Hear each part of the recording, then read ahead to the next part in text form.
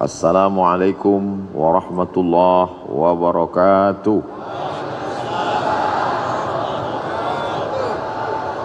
Alhamdulillahilladzi bi ni'matihi tatimmus shalihat. Wassalatu wassalamu ala sayyidis sadat wa ala alihi wa ashabihi ahlil fadaili wal karamat. Subhanaka la ilma lana illa ma 'allamtana innaka antal alimul hakim. Rabbi shrah li sadri wa yassir li amri wa hlul 'uqdatam min lisani yafqahu qawli. Di antara manfaat majelis zikir, kita menyambung tali silaturahim. Man ahabba yubsatalahu fi rizqihi, siapa yang mau lapang rezekinya, wa yunsa'alahu fi atharihi, mau panjang umurnya, falyasil rahimahu, hendaklah dia suka sering-sering menyambung tali silaturahim. Jadi saya niatnya datang dari rumah tidak mau menceramahi guru-guru kita, na'udzubillah. Niat saya datang dari rumah mau silaturahim. Tapi saya tidak tahu nanti sampai di Az-Zikrani ketemu dengan siapa. Ternyata banyak orang-orang yang min haitsu la yahtasib, tak diduga-duga. Ternyata ketemu dengan Al-Mukarram Ustadz Dr. Syafi'i Antonio. Beliau pakar ekonomi syariah. Luar biasa. Orang kalau nanya sama saya, Ustadz kenal dengan pakar ekonomi Ustadz Syafi'i Antonio? Oh kenal, saya bilang. Pernah ketemu? Udah lama enggak.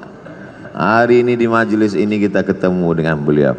Kita doakan supaya panjang umur, sehat badannya. Karena memerangi riba, rentenir di Indonesia ini, beliau salah satu ujung tombaknya insya Allah. Semua yang di air, kalau sudah naik ke darat, hancur semuanya. Di antaranya buaya.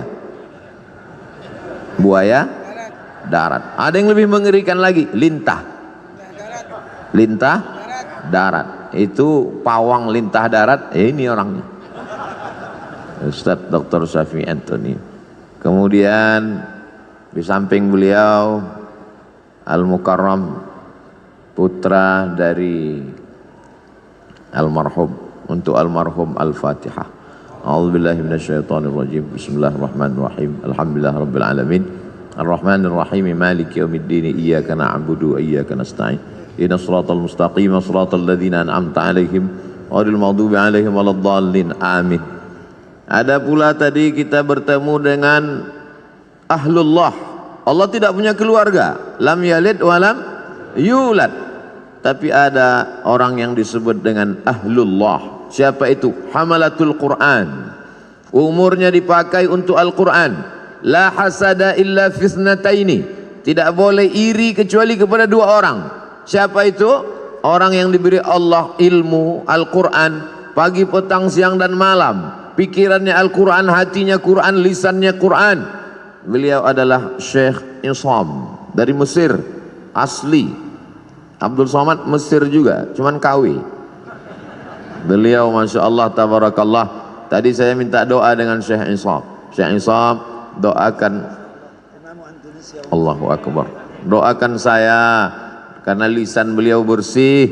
Lisan Abdul Somad banyak silap, banyak salah. Penceramah ini, dulu ibu saya almarhumah, aku tidak ingin kau jadi penceramah, aku ingin kau jadi penghafal Quran, jadi imam. Itu dulu niat beliau di awal. Sampai sekarang saya renungkan, andailah dulu saya hafal Quran dan jadi imam, tentu hatersnya nggak sebanyak sekarang. Tapi saya tidak bisa, anak-anak saya, jamaah anak-anak muda, saya harap semua kalian menjadi penghafal Quran. Adapun ceramah ini berat, banyak pembencinya, banyak musuhnya, banyak buzzer yang menyerang. Karena ini berat, biar aku aja. Kalian belajar dengan Syekh Isam, makharijul huruf, idgham, ikhfa, ghunnah, qalqalah, tahsin, tajwid, nagham.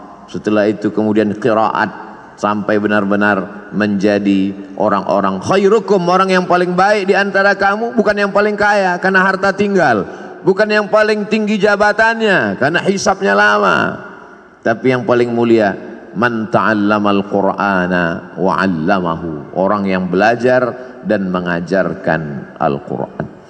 Di samping Syekh Isam, sahabat saya, sama-sama naik pesawat ke Al-Azhar Kairo tanggal 5 September tahun 1998. 24 tahun yang lalu, hampir seperempat abad persahabatan kami. Cuman bedanya beliau berhak pakai torbus Azhar. Torbus Azhar itu topi merah yang dibalut dengan kain putih. Syarat boleh pakai itu, di dalamnya mesti 30 juz. Kalau cuman juz 30 pakai topi merah aja. LC Al-Azhar, MA Al-Azhar, Dr. Al-Azhar, Luqman Al-Hakim. Kalau Abdul Somad cuman LC di Azhar, habis itu lari. LC lagi cemas. Beliau istiqomah dan alhamdulillah Az-Zikra mendapat keutamaan. Datanglah ke Az-Zikra, temui beliau sanad-sanad hadis. Beliau jurusan hadis, sanad-sanad kitab, dan beliau produktif sekali. Kitab-kitabnya berbahasa Arab. Beda sama Ustaz Abdul Somad, bukunya bahasa Indonesia. Kadang saya malu sendiri. Sekolah di Arab, S1 Arab, S2 Arab, S3 Arab, buku bahasa Indonesia. Untungnya jamaahnya sopan. Andai jamaahnya nggak sopan, Ustadz kalau cuma lama di Arab, onta lebih lama. Beliau bukunya bahasa Arab. Lalu kemudian di tengah mereka berdua, guru kita semua, UAS, Ustadz Abdus Syukur.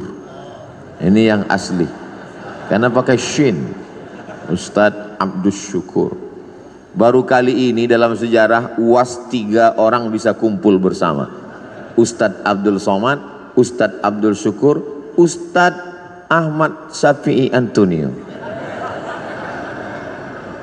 Bisa kita bersama di Az-Zikra, bersama pula di surga Jannatul Firdaus insyaallah. Ustadz Somad biasanya tausiah nggak pernah bawa tasbih. Sekali ini tasbihnya besar sekali. Ini hadiah dari Syekh Iqbal, beliau kasih saya. Tadi sempat ditanya sama Ustadz Syafi'i Antonio, ini tasbihnya besar sekali. Ini untuk mukul setan. Luar biasa. Kalau ada tuyul-tuyul bisa diusir. Zikir. Tapi sebenarnya bukan bacaannya, bukan tasbihnya, bukan zikirnya. Tapi kalau bahasa kampung kami, man behind the gun. Bukan pistolnya, tapi orang yang memegangnya. Karena dulu ada juga, nantilah kita bahas panjang lebar. Kemudian hadir pula bersama kita Abi Halim, yang selalu mencurahkan perhatiannya, ilmunya, baik ketika almarhum masih ada bersama kita, walaupun almarhum masih tetap bersama dengan kita, dan beliau menonton, menyaksikan perbuatan kita. Ustaz Somad ngawur, mana mungkin almarhum melihat kita, beliau kan sudah meninggal dunia. A'udzubillahi minasyaitonir rajim. Wa qul i'malu, beramallah kamu, fasayarallahu amalakum. Yang melihat amal kamu itu ada 3. Pertama, Allah wa rasuluhu, Rasulullah melihat amal kita. Kira-kira kalau melihat umat pakai topi putih, baju putih, hati putih, bersih di Masjid Az-Zikra, Rasul bangga tidak dengan kita hari ini? Bangga sekali. Fasayarallahu amalakum, Allah melihat kamu, wa rasuluhu, Rasulullah melihat kamu, wal mu'minun, orang beriman melihat kamu. Apakah almarhum Ustadz Arifin Ilham orang beriman? Lebih dari sekedar beriman, beliau lil muttaqina imama, imamnya orang beriman dan bertakwa. Maka beliau menyaksikan perbuatan kita hari ini. Bedanya dulu, kalau saya tausiah di sini, waktu beliau masih ada, dikasih kursi. Setelah beliau tak ada lagi kursi. Dulu kalau saya udah nggak perlu lagi, udah terlambat. Dulu waktu beliau masih ada mejanya, ada kursi di sini, ada meja. Kemudian beliau bersandar dekat mimbar Sekarang mimbar pun tak ada lagi. Beliau bersandar dekat mimbar, menghidupkan handphone streaming. Lalu kemudian ada yang mengambil foto itu. Saya tausiah, beliau streaming dari belakang, lalu jamaah komen, betapa tawaduknya guru kita, betapa rendah hatinya.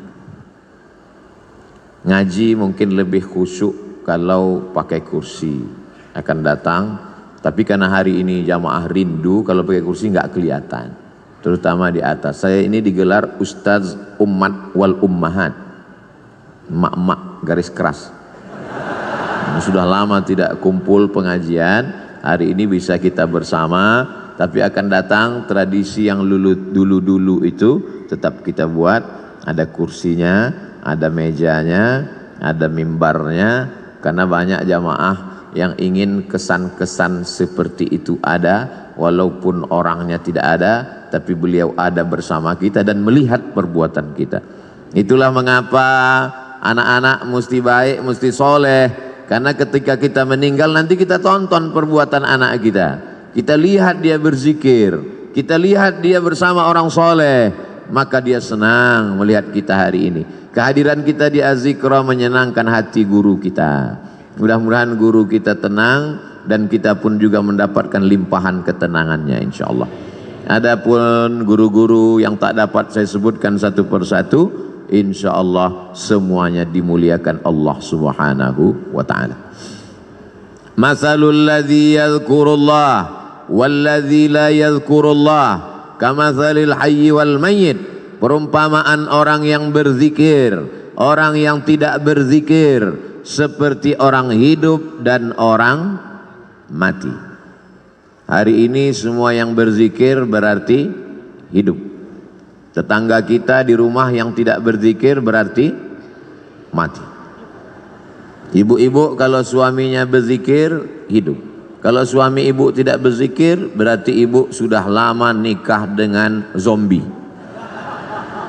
Bapak-bapak kalau istrinya berzikir berarti bapak nikah dengan perempuan solihah. Tapi kalau istri bapak selama ini tidak berzikir, berarti selama ini bapak menikah dengan kuntilanak. Makanya jangan heran kalau anak bapak tuyul, karena emaknya setan. Nanti saya pinjamkan ini. Bagaimana cara merubahnya biar supaya hidup? Satu-satunya solusi adalah zikir. Ikan walaupun kecil di dalam lautan, namanya ikan teri, dia kemana-mana bertiga saja, maka dibilang teri. Walaupun ikan teri kecil dalam laut, dia tidak akan pernah asin. Kenapa? Karena dia hidup. Tapi ketika ikan paus besar mati di tengah laut, dia akan asin. Bukan sebesar apa tubuhmu, tapi sekuat apa zikirmu. Boleh untuk bahan update status pagi ini. Maka kalau kita berzikir, la yadurrukum man dhalla. Tidak ada yang bisa menyesatkan kamu, tidak ada yang bisa merusak hati kamu. Kalau hati kamu hidup, menghidupkan hati adalah dengan zikir. Ketika saya sampai di suatu tempat di kampus, sampai terlalu cepat jam 7. Alhamdulillah Ustaz Somad sudah datang. Saya mau nanyakan sesuatu Ustaz Somad. Loh, kenapa nanya sekarang? Di majelis pengajian kenapa? Malu Pak Ustaz. Apa yang mau ibu tanyakan?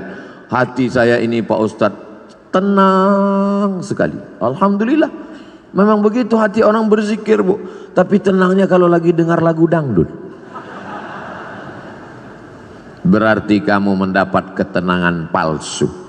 Hati tenang ketika main game online, palsu. Hati tenang ketika main IG, palsu. Hati tenang ketika main FB, palsu.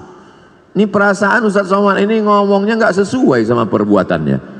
Dia bilang IG sama FB, tapi dia punya IG, malah followernya hampir 6 juta.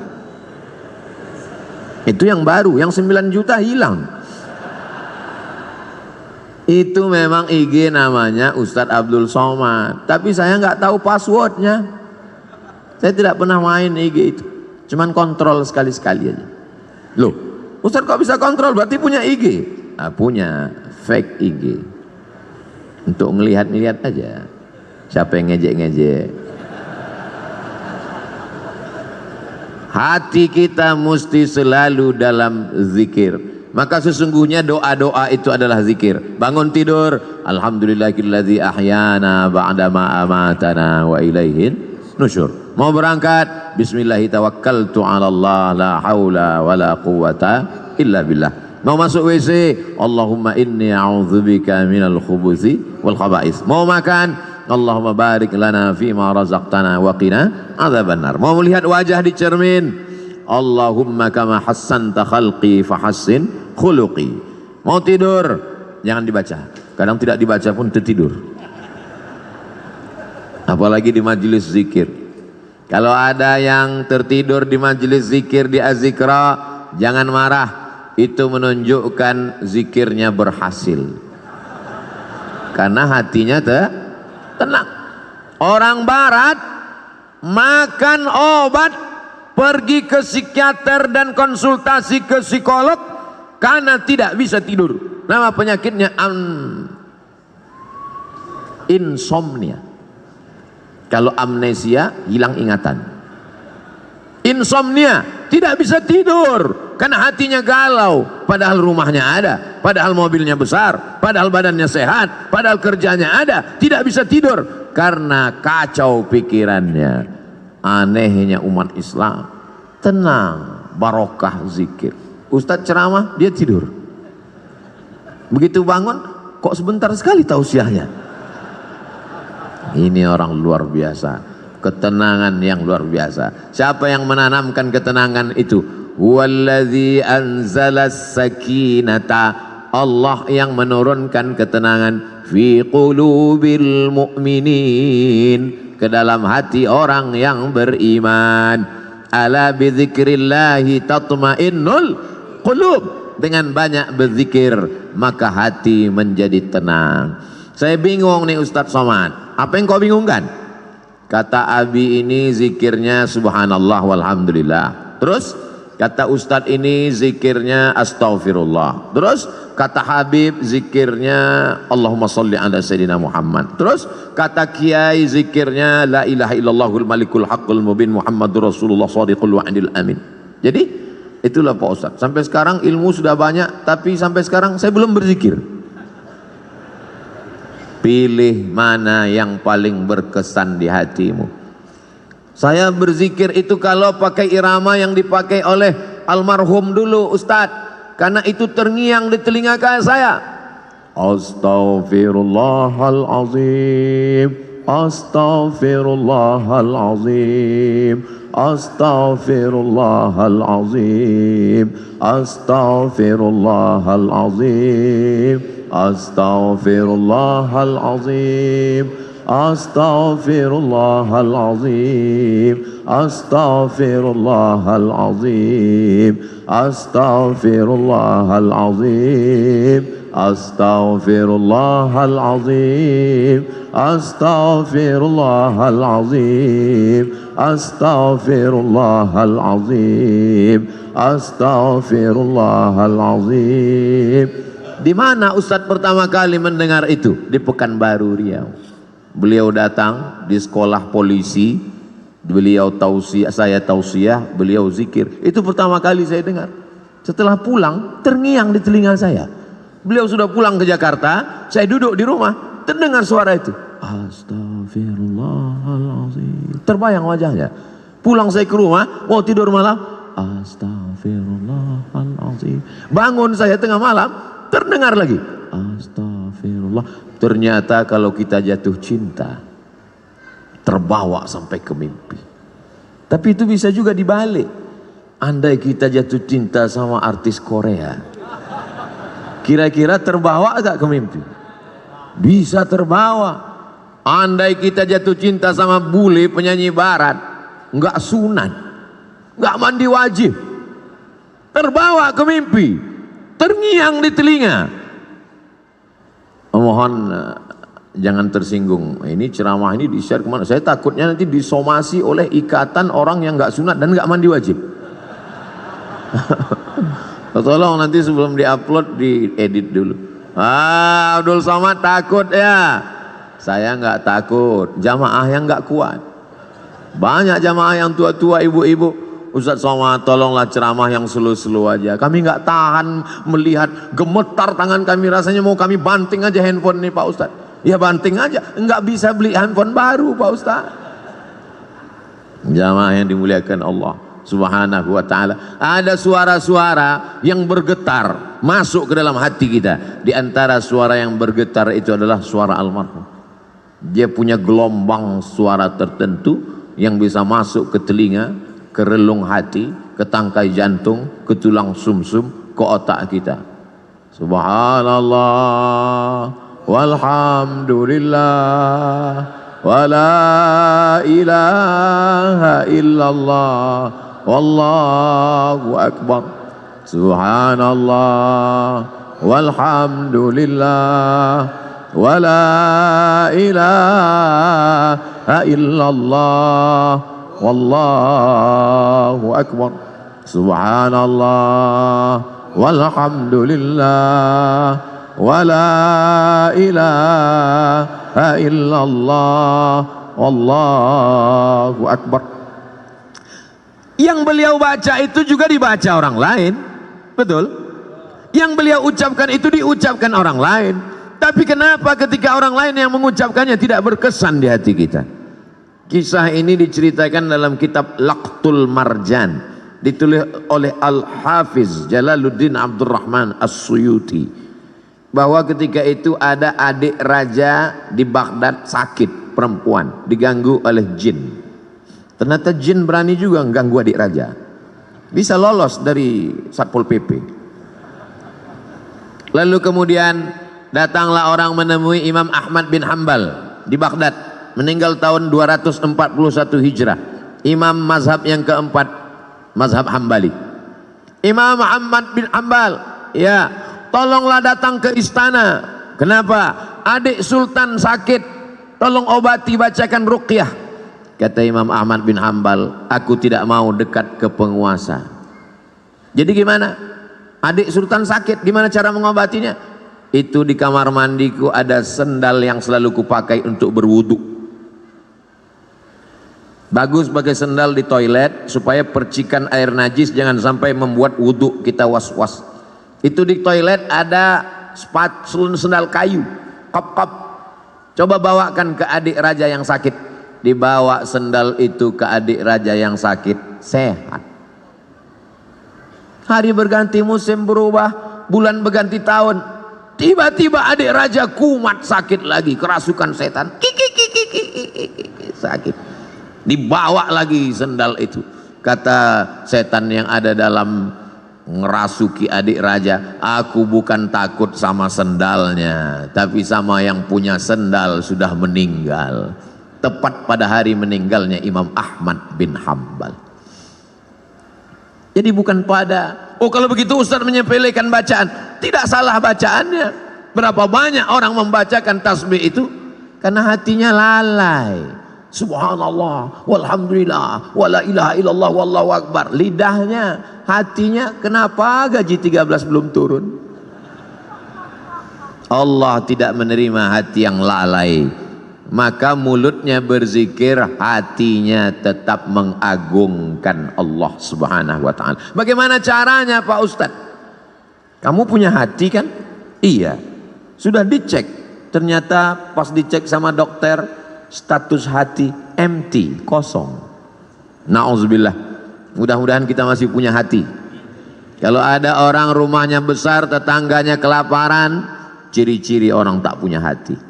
Kalau ada orang sanggup menganiaya orang, menzolimi orang, memakan harta orang, ciri-ciri orang tak punya hati dan perasaan. Ini Ustaz Somad ini cuma pandai ngomong aja, kata ibu-ibu di atas. Dia tak punya hati. Enak aja dia ngomong membelakangi orang di belakang. Oh, saya sudah izin duluan. Tadi saya izin, 10 jari saya angkat, 11 dengan kepala. Izin ya Pak? Ya kata mereka, maka saya berdiri. Andai mereka enggak izin, saya di belakang tausiah. Jamaah yang dimuliakan Allah Subhanahu wa ta'ala, hidupkan hati dengan zikir. Menghidupkan badan, banyak-banyak minum susu. banyak-banyak makan vitamin, banyak-banyak 4 sehat 5 sempurna. Jangan lupa makan buah dan olahraga fisik. Tapi jangan lupa lagu kebangsaan Indonesia Raya menyiratkan, bangunlah jiwanya, bangunlah badannya. Jiwanya dulu apa badannya? Jiwanya. Pejuang-pejuang kemerdekaan kita 17 Agustus 1945 jatuh pada bulan suci Ramadan. Mereka kibarkan bendera Negara Kesatuan Republik Indonesia merdeka pada saat fisik sedang lapar bulan suci Ramadan, tapi imannya kuat.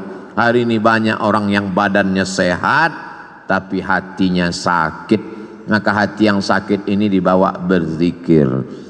Khusus Jabodetabek, Jakarta, Depok, Bogor, Tangerang, Bekasi yang masih sekitar Az-Zikrah, tidak ada alasan untuk tidak datang kemari.